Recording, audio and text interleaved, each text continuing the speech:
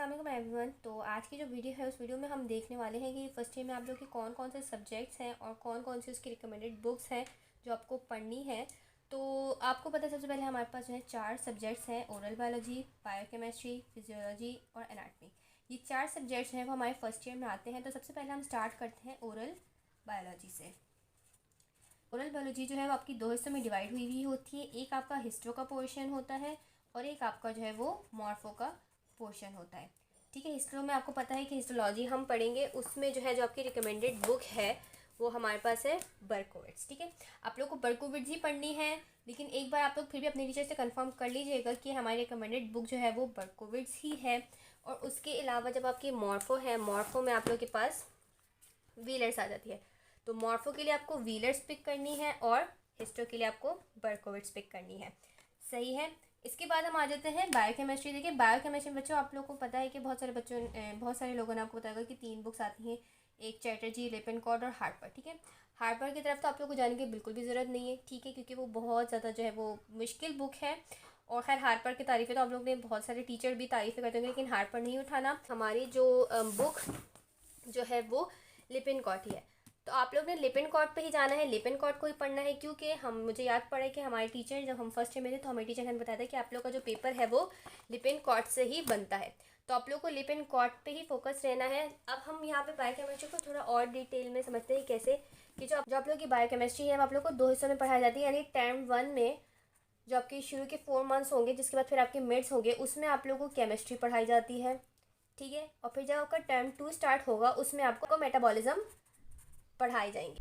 अच्छा, अब टर्म 1 में जो है वो आपको केमिस्ट्री पढ़ाई जाएगी, जिसमें आप लोग को proteins, carbohydrates, amino acids, lipids वगैरह की सिर्फ केमिस्ट्री पढ़ाई जाएगी। और टर्म 2 में इन्हीं टॉपिक्स के आपको मेटाबॉलिज्म पढ़ाए जाएंगे। तो जो हमारे पास लिपिनकॉर्ड है ना, उसमें हमारे पास सिर्फ मेटाबॉलिज्म प्रेजेंट होते हैं, केमिस्ट्री नहीं होती। तो अक्सर बच्चे इस बात से परेशान हो रहे होते हैं कि केमिस्ट्री कहाँ से पढ़ें। लेकिन अगर आप अपने फाइनल पेपर के हवाले से सोचा जाए तो मेटाबॉलिज्म का जो है वो आपका 70% जो है वो हमारे पास आपका पेपर बनाने में जो है वो पार्ट होता है, और बाकी का जो 30% है वो आपका केमिस्ट्री से बनता है। ठीक है, तो फाइनल्स के लिए तो केमिस्ट्री के लिए इतना परेशान होने की ज़रूरत नहीं है। हाँ, लेकिन जब आपका मिड्स का पेपर आएगा वो आपको केमिस्ट्री पढ़नी है। अब चूँकि हमारे पास लिपिनकॉर्ड में जो है वो केमिस्ट्री नहीं होती, तो केमिस्ट्री के लिए मैं आपको रिकमेंड करूँगी कि आप शॉर्ट बुक जो हमारे पास फाइक है उसको फॉलो करें। ठीक है, बहुत सारे टीचर्स ने आपको बोला होगा कि फाइक नहीं पढ़ें, वो पढ़ने वाले बच्चों की सप्ली आती है, मतलब इस तरह से बातें करके आपको डराया होगा, क्योंकि हमें भी डराया था। लेकिन ऐसा कुछ नहीं है, आप फाइक पढ़ लें। फाइक मैंने खुद अपनी आंखों से देखा कि फाइक पढ़ने वाले बच्चों के भी अच्छे नंबर आए हैं। क्योंकि बच्चों केमिस्ट्री पढ़नी है तो आप लोग फाइव जो शॉर्ट बुक है उसको बिल्कुल आप पढ़ सकते हैं। लेकिन अगर आपको शॉर्ट बुक नहीं पढ़नी तो उसके अलावा जो चैटर्जी है आप उसकी PDF डाउनलोड करके केमिस्ट्री का पोर्शन जो है वो उससे पढ़ लें। ठीक है, तो यहाँ पे हमारे पास बायोकेमिस्ट्री की बात खत्म हो गई। अब हम देख लेते हैं फिजियो की बात कर लें। फिजियो में जो आपकी रिकमेंडेड बुक है बच्चों वो है गाइटन हॉल। सही है, लेकिन गाइटन हॉल वो काफ़ी लेंदी बुक है और उसमें काफ़ी डिटेल है, तो बच्चे जो है वो गाइटन हॉल पढ़ना पसंद नहीं करते।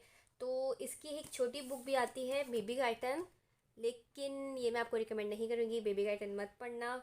मुझे पर्सनली मेरा इसका एक्सपीरियंस बिल्कुल भी अच्छा नहीं रहा, क्योंकि मैंने खुद बेबी गाइटन से पढ़ा था। लेकिन जिन चैप्टर्स का मैंने टेस्ट, एक तो मुझे ये बेबी गाइटन बिल्कुल भी अच्छी नहीं लगती थी, क्योंकि इसमें मुझे नहीं समझ आता था कैसा लिखा हुआ है। तो मेरा तो मशवरा होगा बेबी गाइटन नहीं पढ़ना, क्योंकि आप लोग का जो है वो पेपर गाइटन हॉल से ही बनता है। सही है, तो उसके लिए गाइटन हॉल अगर आपको पढ़नी होगी तो आप पढ़ लेना, वरना इसकी एक शॉर्ट बुक आती है फिरदौस, वो पढ़ लेना। ठीक है, क्योंकि जो शॉर्ट बुक है फिरदौस वो मैंने तो खैर नहीं पढ़ी, मैं बेबी गाइटन पे ही थी और मुझे बहुत रोना आ रहा था एट दी एंड, जब मैंने कहा कि मुझे जब पता चला कि गाइटन हॉल से पेपर बनता है। तो ये मुझे बहुत फजूल बुक लगी थी उस वक्त कि मैंने क्यों ये पूरा साल अपना इस पे ज़ाया किया। और जब मैंने एट दी एंड लाइब्रेरी जाके गाइटन हॉल उठाई तो वो बहुत अच्छी बुक है बच्चों। उसके अंदर बहुत अच्छा, बहुत आसान करके जो है वो बातें लिखी हुई हैं, पूरा आपका कॉन्सेप्ट जो है वो क्लियर हो जाएगा।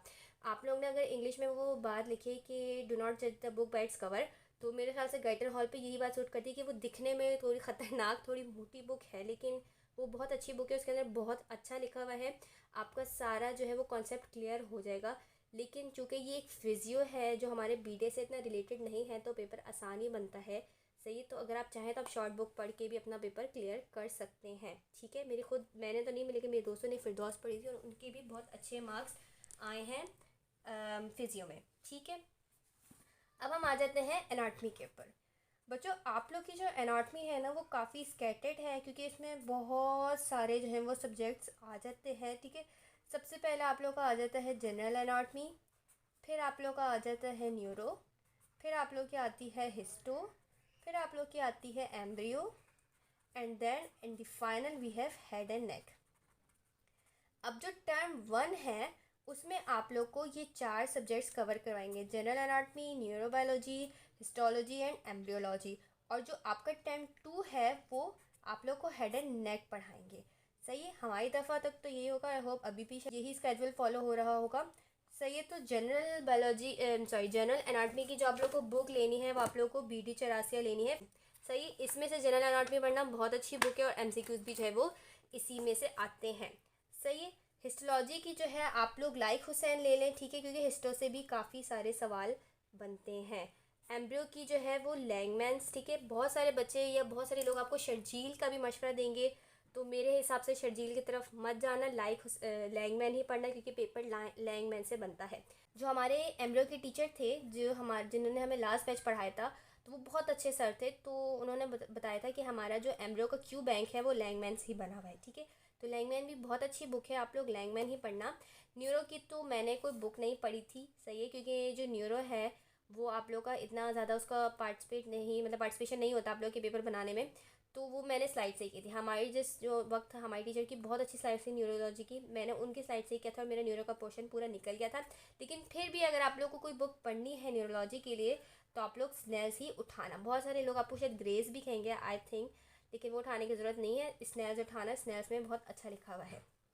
सही है, तो अब ये हमारे पास जो एनाटमी का पेपर बनता है बच्चों, वो 50% इन 4 टॉपिक से बनता है और बाकी का 50% वो आपका हेड एंड नेक से बनता है, जिसका BD चौरासी आप लोग को वॉल्यूम 3 लेना है। ठीक है, वो आप लोग का ऐसा है कि आप लोग को वो पूरी की पूरी बुक पढ़नी है बच्चों, क्योंकि वो बहुत इंपॉर्टेंट बुक है और एनाटमी का पेपर जो है वो 50% या कभी कभार 50 से ज़्यादा भी जो है वो आप लोग का हेड एंड नेक से बनता है। और एनाटमी में अगर सबसे मुश्किल मैं बोलूँ तो हेड एंड नेक ही है, बाकी ये जनरल, न्यूरो, हिस्टो, एम्ब्रियो जो है ये आसान भी है। ठीक है, और शुरू में हमें ये पढ़ाई जाती हैं और आखिर में हेड एंड नेक पढ़ाई जाती है।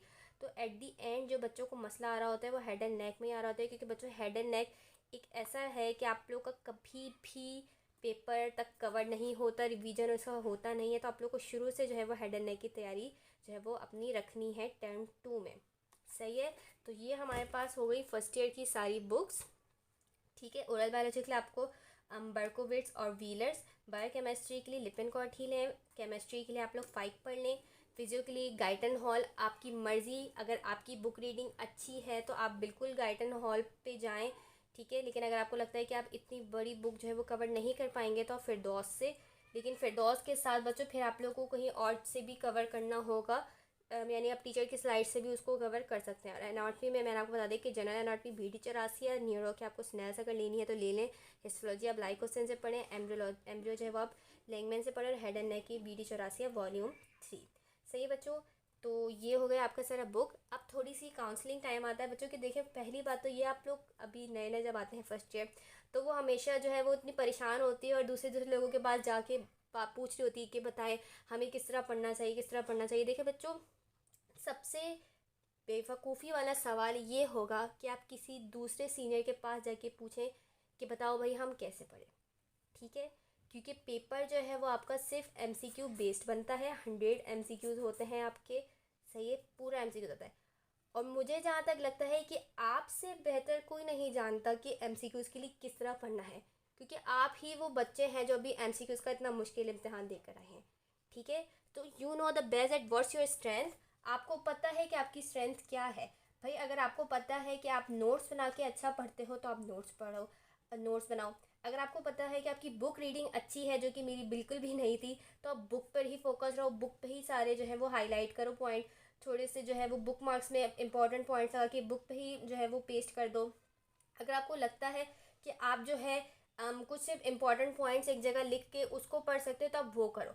तो आपको खुद पता है कि आपने MCQs के लिए पढ़ना है और आप किस तरह अच्छा पढ़ोगे। तो कभी भी किसी सीनियर के पास जाके ये मत पूछना कि हम बताएं हमें किस तरह पढ़ना है, क्योंकि वो सीनियर आपको उस तरह बताएगा जैसे उसने खुद पढ़ा है। आप 2-3 सीनियर के पास जाके बात पूछोगे, आपको हर सीनियर अलग तरीके से बता रहा होगा कि भाई इस तरह पढ़ना, उस तरह पढ़ना, इस तरह पढ़ना, क्योंकि वो बेसिकली वो चीज़ बता रहा होगा जिस तरह उसने खुद पढ़ी है। अब जिस तरह उसने पढ़ी है ज़रूरी नहीं वो चीज़ आपको भी सूट करे। अब मुझे याद पड़ा है कि शुरू में हर बच्चा ये ब्लंडर्स करते हैं, बच्चों फर्स्ट ईयर में आके हर कोई ब्लंडर्स करता है। मैंने खुद बहुत ब्लंडर्स किए थे कि जब मैं और मेरी फ्रेंड पूछे गए थे सीनियर से कि बताइए किस तरह पढ़े, तो उन्होंने हमें कहा कि नोट्स बनाकर पढ़ो, नोट्स के बगैर तो क्लियर होगा ही नहीं। अब मैं चूँकि नोट्स बनाने वाली लड़की थी, मैंने तो नोट्स बनाए, लेकिन जो मेरी दोस्त थी इसको नोट्स बनाने नहीं आते थे, क्योंकि नोट्स बनाने में बच्चों बहुत टाइम लगता है। अब वो उसने मुझे ये बोला कि यार मेरे तो इतना टाइम ज़ाया हो रहा है कि पहले मैं पूरा चैप्टर पढूँ, फिर उसकी नोट्स बनाऊँ, फिर कहीं जाके मैं उसकी लर्निंग स्टार्ट करूँ। तो यानी वो बच्ची नोट्स वाली नहीं थी, तो यानी नोट्स से वो नहीं पढ़ पा रही थी। तो आपको पता है कि आपने जो है वो किस तरह पढ़ना है, आपकी स्ट्रेंथ क्या है, तो आप लोग ने उसी तरह पढ़ना है, एमसीक्यूज़ के लिहाज से पढ़ना है। सही है। तो अब इसका क्या मतलब है कि हम सीनियर के पास नहीं जाएं? बिल्कुल आप सीनियर के पास जाएं, लेकिन आप सीनियर के पास जाके क्या पूछें कि बताएं इस टॉपिक में से हमें क्या क्या चीज़ें पढ़नी है। जैसे आप फ़र्ज़ करें मैं लिपिन कॉर्ड लेकर गई, इसका चैप्टर 1, या मैं कार्बोहाइड्रेट्स लेकर चली गई, तो मैं उस सीनियर के पास जाके ये पूछूं कि बताएं इसमें से मैं क्या क्या पढ़ूं। आप मुझे वो टॉपिक्स बता देंगे मैं इसमें से क्या क्या पढ़ूं, क्योंकि बच्चों हर बुक से हर चीज़ नहीं पढ़नी होती। सही है। अब कुछ स्टूडेंट ऐसे होते हैं कि जो खुद को बहुत ज़्यादा एफिशिएंट समझते हैं, खुद को बहुत ज़्यादा आइंस्टाइन समझते हैं, वो लग जाते हैं शुरू से स्टार्ट हो जाते हैं बुक पढ़ना, भाई पूरी बुक पढ़ के जाएंगे। नहीं, ऐसा नहीं होता। कुछ टॉपिक्स पढ़ने होते हैं, कुछ टॉपिक्स नहीं पढ़ने होते। तो ये आपको आपके सीनियर्स बताएंगे कि कौन कौन से टॉपिक पढ़ने हैं, और कोशिश करना कि अपने फ्रेश सीनियर्स के पास जाओ। फ्रेश सीनियर कौन होते हैं? जिन्होंने अभी अभी ताज़ा ताज़ा फर्स्ट ईयर किया और वो सेकेंड ईयर में आ गए। मुझे तो अब 2 साल हो गए फर्स्ट ईयर में, ठीक है। तो जिन्होंने अभी रिसेंटली फर्स्ट ईयर किया है वो आपको सबसे अच्छा गाइड करेंगे कि आपको एक चैप्टर में से कौन कौन से टॉपिक पढ़ने हैं, या उस चैप्टर में से कौन कौन से एमसीक्यूज आते हैं। सही है, क्योंकि कभी कभार एमसीक्यू जो साइड में हमारे पास डायग्राम बनी हुई होती है उनमें से भी आ जाते हैं। तो आप सीनियर के पास जाएं, बुक लेकर जाएं और बता दें कि बस हमें ये बता दें कि इस चैप्टर में से हमें कौन कौन सा जो है वो टॉपिक्स पढ़ने हैं, और कौन कौन से टॉपिक जो है वो नहीं पढ़ने, कौन कौन से टॉपिक मोस्ट इंपॉर्टेंट है, कौन कौन से टॉपिक लेस इंपॉर्टेंट है। ठीक है, कि किस टॉपिक में से सबसे ज़्यादा एमसीक्यूज़ बनते हैं, किस टॉपिक में से कम एमसीक्यूज़ बनते हैं, ये बातें आपको सीनियर्स बताएंगे। सही है। तो आप लोग सीनियर के पास जाएं, बेशक बिल्कुल जाएं, फ्रेश सीनियर के पास जाएं, ठीक है। और फिर उनसे ये गाइडेंस ले लें, और फिर इंशाल्लाह, क्योंकि कुछ बच्चे होते हैं आखिर तक ही इन चीज़ों पे लगे रहते हैं कि बुक कौन सी लेनी है, किस तरह पढ़ना है, करना है, तो वो पूरा अपना फर्स्ट ईयर में, तो क्योंकि पहला होता है फर्स्ट ईयर में, बच्चे ये गलतियाँ करते हैं। जाहिर सी बात है, यूनिवर्सिटी में पहली बार आए हैं, उनको एक्सपीरियंस नहीं होता, तो ये गलतियाँ करते हैं। तो आप जो है सीनियर के पास जाएं और उनसे ये बिल्कुल इस चीज़ की जो है वो गाइडेंस ले लें कि इस टॉपिक को या इस सब्जेक्ट में हमें क्या क्या चीज़ें पढ़नी है, कौन कौन सी चीज़ है वो बहुत इंपॉर्टेंट है, हम किस किस पे ज़्यादा फोकस करें। ठीक है बच्चों, वीडियो देखने के लिए बहुत बहुत शुक्रिया, and all the best for your journey. तो अब मिलते हैं आपसे नेक्स्ट वीडियो में, तब तक के लिए अल्लाह हाफिज़।